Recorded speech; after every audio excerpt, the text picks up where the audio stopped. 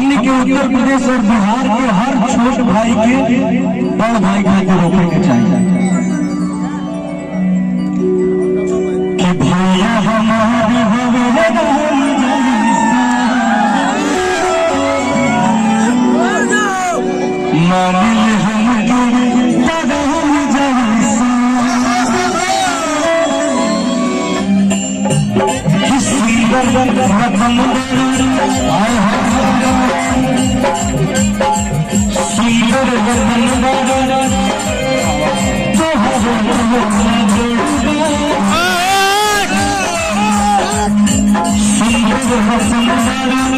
Guys कैसे हो आप लोग। स्वागत है यार मेरे एक नए इंटरेस्टिंग ब्लॉग में। सो गाइस अभी मैं घर पे हूँ, ये मेरा घर है गाइस।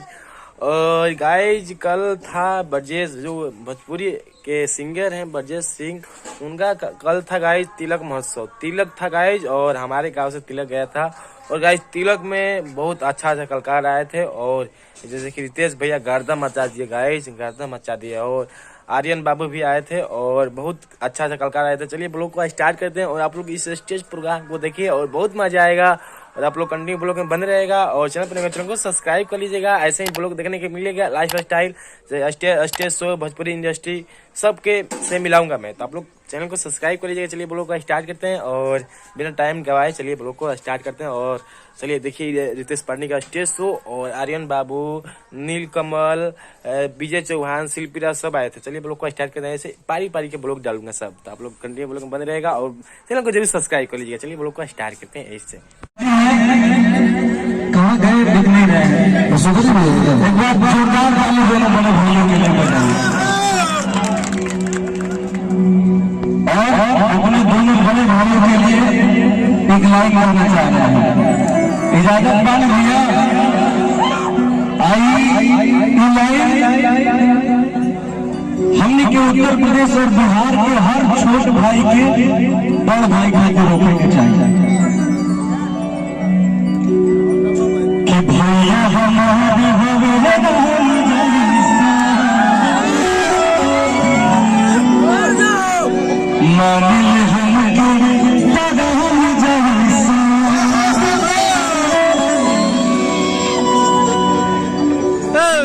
भाई के बीच में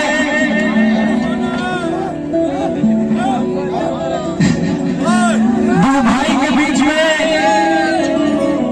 नया नया छोटा भैया के बिया होगा। अवसर महाराज देखो अब बड़का भैया से चली ना हमने के अलगा हो जाए के चाहिए। कैसे कहले हो कि भैया हमारे